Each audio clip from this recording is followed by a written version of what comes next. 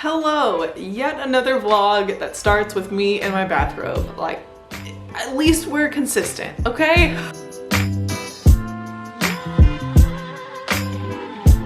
Hello my friends, welcome back to my channel, or welcome if you are new here. My name is Noelle, this is Noelle 7 Pages, and the 7 is my Enneagram type. So a problem in my life that's not actually a problem, but it always feels like overwhelm, is that all of my Libby holds seem to come in all at once, even though I carefully plan for them to come in at certain times. It just never really happens. So I'm trying to make the lemonade out of these lemons, and we are doing, by the title, finishing 3 of these duologies that I have very thoroughly enjoyed the first book in the duology, and I'm excited but scared to finish them. Ta-da! Great vlog idea, Noelle. Ooh, my man's just texted me about lunch. What do we get from Thai food? Because that's where he's going. And I still have yet to find something from the Thai restaurant that is like my go-to. So if you have any good Thai food recs, let me know. I need a go-to dish because Wes loves Thai food. Okay, so the 3 duologies that we have, which I also just realized in this moment that I also read all 3 of the first ones on audiobook, and I will be finishing all 3 of them also on audiobook. So I guess this is a duology audiobook vlog as well. Okay, so the 3 duologies are the Warcross duology by Marie Lu, the Carl's duology by Hank Green, and the Strange the Dreamer duology by Laini Taylor. I don't know if that's the title of the series actually, but the first one is Strange the Dreamer. So therefore, in this vlog, I will be listening to Wildcard by Marie Lu, and A Beautifully Foolish Endeavor by Hank Green, and Muse of Nightmares by Laini Taylor. So I'm excited but scared because all 3 of these I gave 5 stars, except for Warcross I gave 4 stars. And so I hope that the second one lives up to my love of the first book in every case. I'm going to start with Wildcard and finish that one first, and then A Beautifully Foolish Endeavor, and then Muse of Nightmares, because that one actually hasn't come in yet, but it is very soon. Warcross and the Carl's series are both sci-fi, and Strange the Dreamer is fantasy, and Strange the Dreamer and Warcross are young adult, and the Carl's is adult. So we have a good spread of sci-fi, fantasy, young adult, adult, and it's just gonna be a great time. I'm really so excited, but scared. Also, I feel like it should go without saying that, of course, there will not be any spoilers, considering these are all the second book in the series, the end of all 3 of these series, so I won't be spoiling anything, but I will be telling you, like, my emotions and how I like the writing and the plot and everything unfolding in very vague, non-spoilery terms. And to start with, I will explain each of the series like as I get to them. So starting with Warcross, the Warcross duology. The first one in the series follows Emeka Chen, who is like this bounty hunter hacker in this world where there's this game Warcross, which is a virtual reality game and like a whole VR universe. So you can go into Warcross, the universe, and just mess around and chill and vibe. But there's also like Warcross the game, which is basically like a esports game, except it's virtual reality, so the players in the video game like literally physically train and literally are like in the game and participating in this like sporting match, and it's this huge like global phenomenon. Like to be a pro Warcross player is like a big deal, and every year there's like the championships, the Warcross championships, hosted by the like billionaire creator of the Warcross universe. And Emeka Chen in the first book accidentally hacks into the Warcross championships, like the opening game or something, and catches the attention of the billionaire creator. So he brings her over across the world and says, could you please be on the lookout for nefarious activity that may be going on during like the warcross tournament, because we're kind of worried that like someone might be trying to mess with things while everyone is like busy watching the warcross tournament. And since she's like a bounty hunter, that means she's also kind of a hacker trying to stay like one step ahead of her like internet perps. So she knows her way around the virtual reality system. She knows her way around like the tech and the gadgets and the VR and all of that. And it's just so good. It's just like plot twist after plot twist. The first half of the first book, I was like, okay, this is fun, but I don't know like why I should really care. It just felt like, oh, it's just about Warcross. But about halfway through, maybe a little less than halfway through, there's some really big plot twists and the stakes get really high and it turns into like a completely different story. And at that point it was like, oh, okay, I'm invested. I'm ready. I'm ready for the drama. It also ends on a total cliffhanger, super crazy reveal at the end. And so I'm very excited to start Wildcard right now and see how it picks up. So Wildcard is just under an 11-hour audiobook, and I usually listen on like 2 times speed to 2.25 maybe. So I will let you know when I have something to update you about, but this should take me around 5 hours total to get through. All right, I'll talk to you later. Show us your true form, demon! Yeah, show us! Show us! Show us! Show us! Show us! Show us! Show us! Hello, it's been a few days. I am about 60% through Wildcard, and I think it took me like a few days to get into it. It's similar to Warcross, like the first book, because the first 40% or so, it's like, okay, where are we going? Like, I'm interested, but what are the stakes? Like, why do I care? And God, she could just write a great plot twist, and I love it. I love it. I will definitely be finishing this today. I think I have maybe like 2 more hours, maybe less, of like my time to listen to it. So wow. Like where I'm at right now, 60% through, I think I like this even more than Warcross, because it's the end of the series, even though it's just the 2 books, but like everything's coming together, and you know, we're getting callbacks to things that happened early on, or things that like didn't even realize were like important to the end of the story, or how all the strings would come together.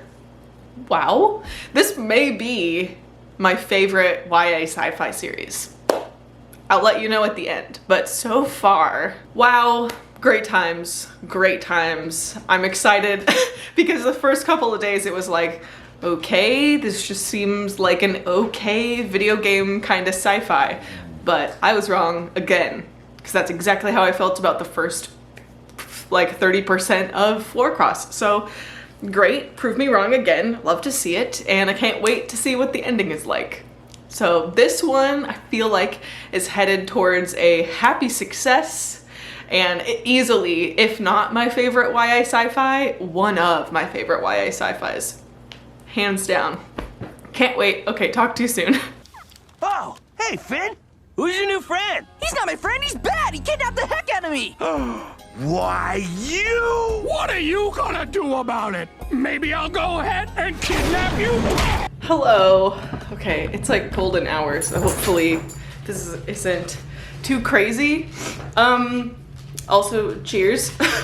I just finished Wildcard, and I like shed some tears at the end, because I mean it wasn't like it was sad. It's like not a sad ending, but it was powerful. I don't know, it's hard to explain. Like, I'm not even really like a sad crier, I'm like an overwhelmed crier, you know, where just these characters that I've spent all this time with, and I know their stories, and Marie Lu I just love how she writes her characters. They just feel like real. They don't ever feel like caricatures of themselves, you know? I don't know. So just getting to see how everyone's arc like finishes at the end of this book, I was overwhelmed and I cried. So it's safe to say that this was a 5-star read for me. It's hard for me to like compare this series to other series, but there are certain elements that remind me of other series, especially in this second book. What's the movie about dreams that's not Interstellar, but it's also 3 hours long? Inception. If Inception was AI and virtual reality instead of dreams, the vibes are there. Very similar situation, kind of. Some of the scenes are equally like not confusing, but like brain bending in a really good way. And I didn't get as much of that from Warcross, but Wildcard definitely had some brain benders in there, which I loved. Also, like, the characters in this book are just, the way that I just said this, but the way that Marie Lu writes her characters just has me so invested. Even in the side characters that we don't spend as much time with, all of the side characters like also have their arcs and their stories that they're working through. Maybe that's what makes it feel more real, is because even though they're not the main characters, we still see them like progressing and dealing with their own stuff in the background. I don't know why that sticks out so much to me in this series, but because there's things going on that are brought to light that are not just for plot reasons or conveniency reasons or to help the protagonist, but it's like, oh, this side character is dealing with this. Oh, this side character just had this happen, or they have this in their backstory. It just makes the story more rich. It makes the relationships more rich because it's like a real person interacting with a real person with real stakes and secrets and histories and desires interacting and butting up against each other. I loved it. I loved it. I liked it more than the first one. I gave the first one 4 stars and this one was 5 stars. 5 stars. I will say, like, the second half was stronger than the first half, but still a good 5-star read. So that is one duology out of the way. Wow. Can't believe I crossed that off the list. I'm working my way through like Marie Lu's backlist because I'm pretty sure that will probably end up being like my favorite young adult author. I just can't confidently say that without reading the rest of her backlist. The next one that I'm gonna read is A Beautifully Foolish Endeavor, which is slightly longer. I think Wildcard was like 11 hours on audio, and this one is like 16 or 17 hours on audio. So I have about 5 days left of my loan. So that's definitely next on the list. And I think I told you in the first clip that Muse of Nightmares would be last, because when I filmed that first clip like 3 days ago, I had 4 weeks left before Muse of Nightmares came in, and it came in yesterday. So this is just what happens. I know I'm not the only one, but it's just, I carefully lay my plans, and then Libby said, "Go ahead and read, bitch." So I will get through A Beautifully Foolish Endeavor, which is also a sci-fi. And I'm so excited, also scared, because I've heard that for this one, the first book, An Absolutely Remarkable Thing, is, I loved it. It was a 5-star read for me, especially the audio. But it's pretty light sci-fi, very accessible. It's there, the science is there. It's like a mysterious kind of alien technology. These like big metal sculptures just randomly appear all over the world in like big cities, and everyone is like, what's going on with these weird metal sculptures? Did they come from aliens? And the main character that we follow was just like happened to be the first person to upload like a silly video to the internet interacting with one of these sculptures. So the first book is almost more of a commentary on like internet culture than it is the science and sci-fi behind it. But the way that the first book ends is like, you could tell that we're about to launch into like heavy sci-fi. So I'm excited. I feel like I'm hungry for that, especially right off of the heels of Wildcard. But I know it's going to be a different tone than the first book. And one of the things that I loved most about the first book. Probably the thing that single-handedly pushed it from a 4 to 5 star read for me was how funny it was. And I don't know if this is just my love for Hank Green as a person, but like listening to the first book alone in my house, I would catch myself like laughing out loud just to the ghosts and my dog and enjoying myself and the book.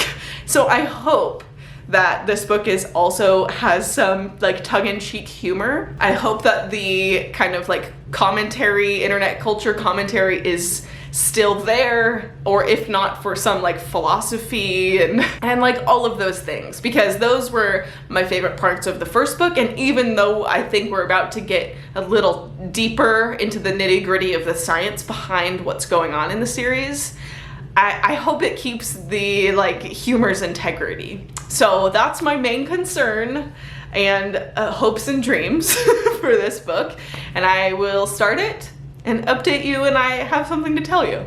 Okay, bye. People get built different.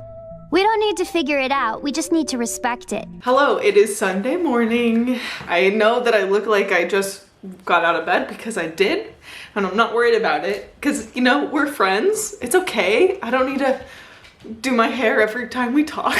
Today's gonna be fun. Yesterday I got about 15% into A Beautifully Foolish Endeavor, and so far it's everything that I wanted it to be.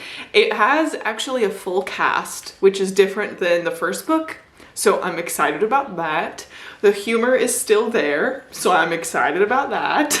So today I have to like go downtown, which means I have to do some errands, but I also am going to treat myself to some book shopping. Luckily, I'll be doing a lot of driving today. Also, I've got my trusty Bluetooth headphones on so I can listen like while I'm shopping and stuff.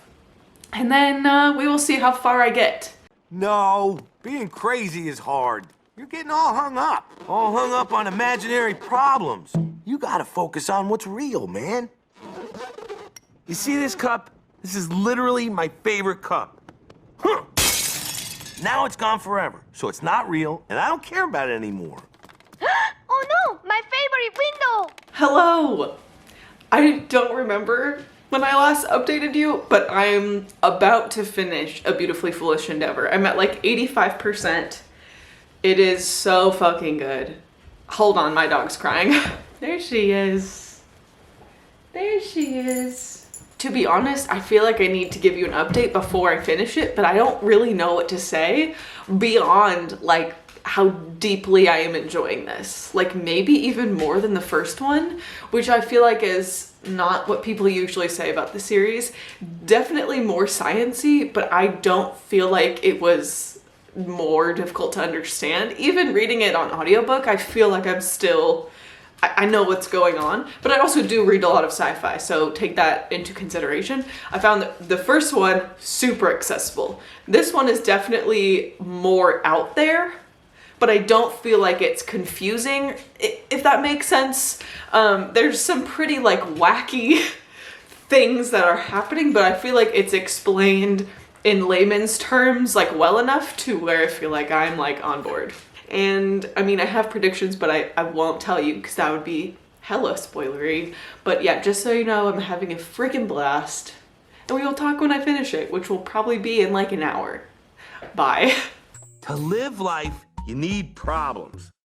That's so stupid! If you get everything you want the minute you want it, what's the point of living? Okay. I still don't think that I have the words to describe an absolutely remarkable thing to you. No, that's the first one. A Beautifully Foolish Endeavor. But if too much time goes by, I'm gonna lose the few thoughts that I do have. So we're gonna do it. This was like the easiest 5 stars I've ever given. Like, let's take a self-aware, humorous sci-fi featuring a super awesomely diverse cast. And also, like, the whole book, the whole story really doesn't take itself too seriously, but also it continues to raise and focus on like these very interesting kind of scary, like social commentary discussions about the internet, about capitalism, about the intersection of those things, about like what happens, like what's the end of those things, what would happen if like alien intelligence got their little hands in the midst of that. It's just, it was so fun because it didn't feel like a complex and tedious sci-fi like some of them do. This was just really easy to read. It's super fun to read and also really made me think. So that's just everything that I need. Like that's all that I want everything to be. Like I want to think about it because it's been days. I'm still thinking about it. I'm going to talk about this book to anyone that will listen to me for a very long time. But it was so funny. I had a blast. It was great. The story was fine.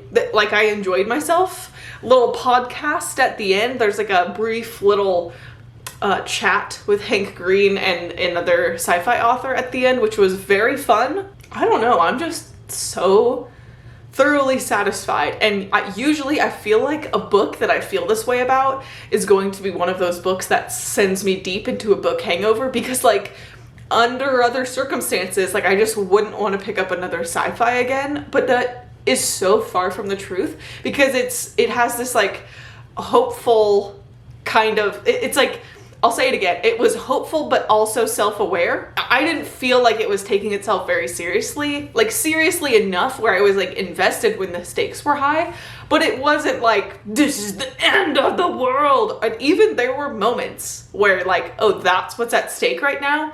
But even then it's hard to explain. There just was something about this that made it so fun and easy to read for as like broad as it was. So because of that, like I am excited to read more sci-fi, to read more books that have like social commentary and things like that, because it did have this kind of like hopeful, exciting, funny note to it. I loved it, and I'm still rambling. I don't think that was the best review I've ever done in my life, but I think that's as good as it's gonna get. Just read them. Just read them. I loved them. Which means now the only one left is Muse of Nightmares. And it will probably be a few days in like my life before we talk about it, because I have some other audiobooks that I want to get through first.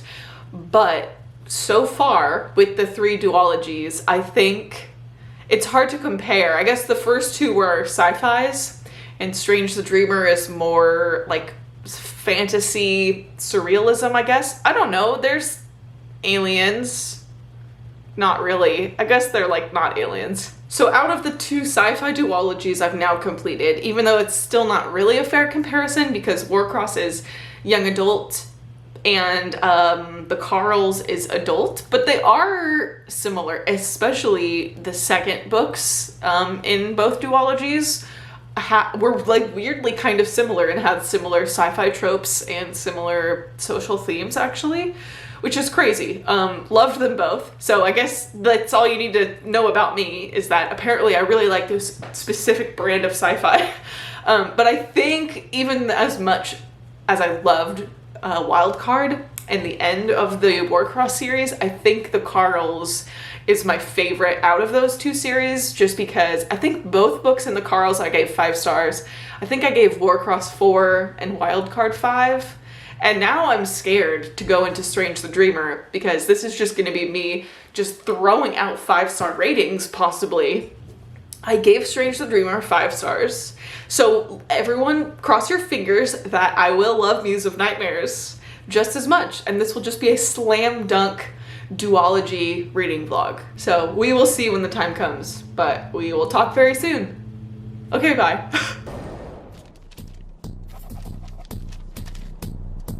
Yes? Okay, I'm 70% through Muse of Nightmares, and I really wanted this vlog to just be a slam dunk, but Muse of Nightmares is not doing it for me. 70%, nothing is happening. I don't even think we've covered 24 hours. Like, I'm 11 hours into the audiobook And I don't even think we've been more than a day through, like storyline wise. Maybe it's been a few days, but a lot of it was about just the first day immediately after the end of Strange the Dreamer. And then there's been a couple flashbacks. There's been like a few things here and there, but honestly, I'm super bored. I just ended chapter 42 and it ended very dramatically and with some very permanent consequences, and I don't care. I'm super bummed because like the way that Strange the Dreamer went, I was so excited for Muse of Nightmares and all of the potential I felt like it had. I don't know, I still have 30% left, but so far I'm very underwhelmed. Very underwhelmed. Like, this might be a 2-star, honestly, which sucks. That makes me really sad. But I'm bored, nothing's happening, and then something big just happened and I feel nothing. So that's the update. This castle is in unacceptable condition! Unacceptable! Okay, so I was almost done with Muse of Nightmares, and then I had like a few hours left, but it got returned, and I was just fully prepared to just call it a DNF at like 90% because I was not having a good time, like at all. And I put in like another hold just in case, even though it estimated it would be 4 weeks before I would get the hold back. And then it came back in like 2 days later. So I finished the last like 10% of Muse of Nightmares and I hated it. I'm gonna go with a 2-star for Muse of Nightmares. The only reason that it's not a 1-star is because I do like Laini Taylor's writing. Like I feel like atmospheric and like beautiful writing style are things that get thrown out a lot, but I really do think that Laini Taylor writes a beautiful atmospheric vibe. She just has a certain way of making everything sound pretty and immersive and unique and magical. So I liked that. And unfortunately, that's kind of where my praise stops.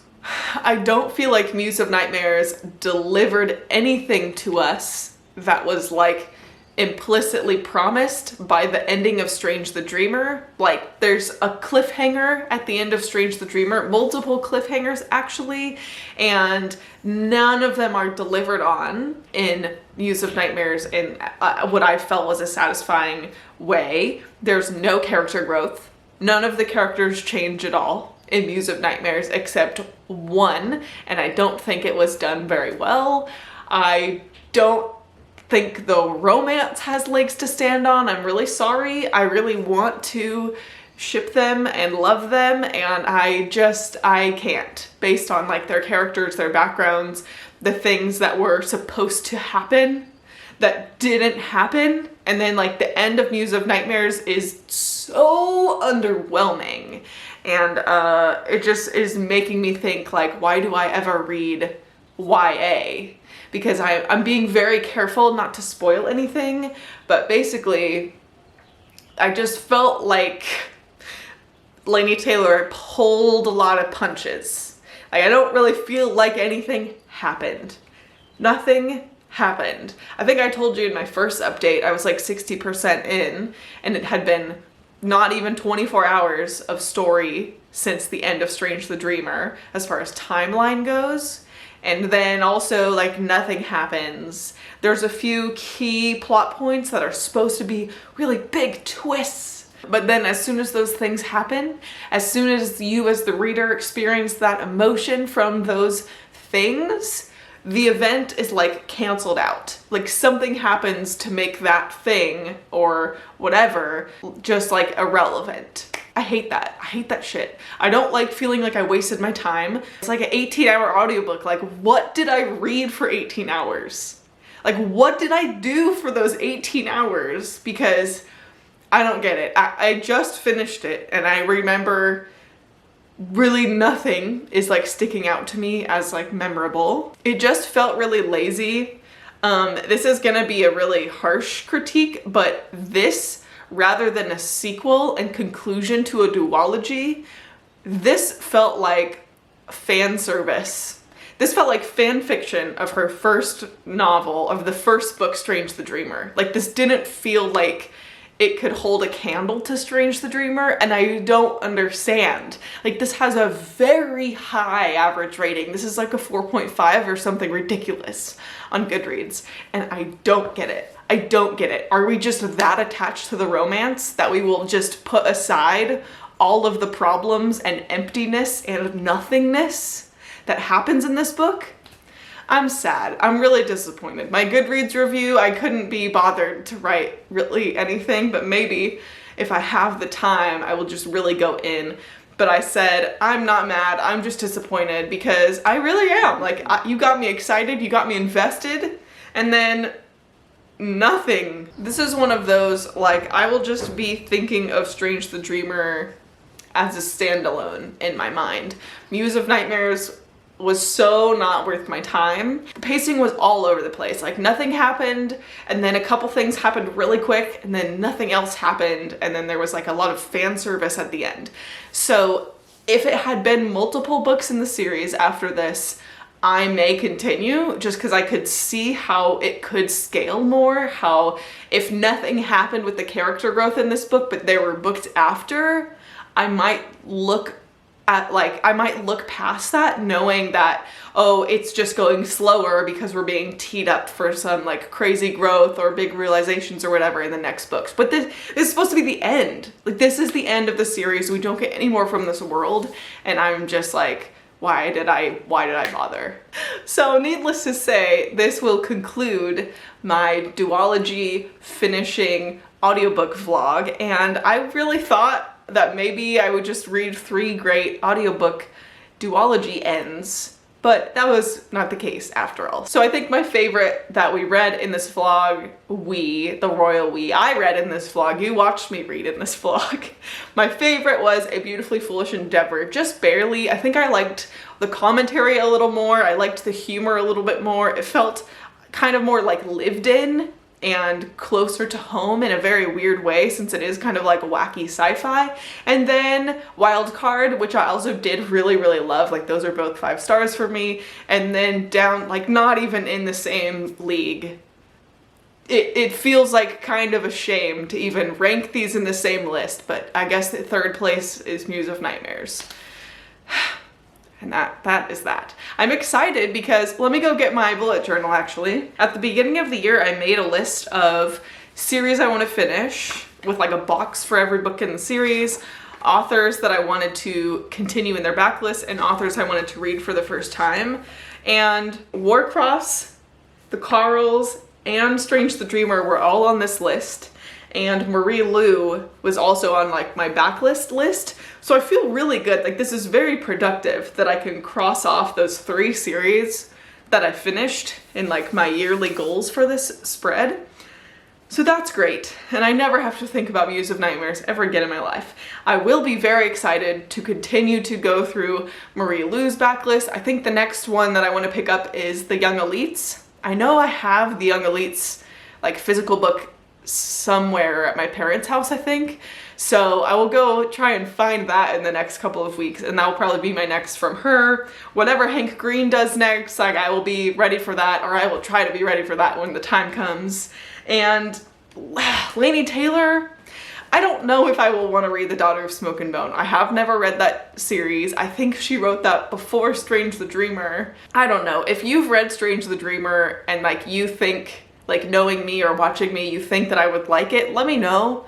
Or if you think maybe I should skip it, because I really like the way that she writes. Obviously, like, that's what prevented it from being a 1 star. I just love reading like the flowery, beautiful, magical writing that she does. That's like almost worth it enough to make me want to pick up Daughter of Smoke and Bone. But I also know it's like in that era of chosen one, not like other girls YA, you know? So let me know if I should bother with that series. Was this an interesting vlog, or was this like too strange of a theme, you know?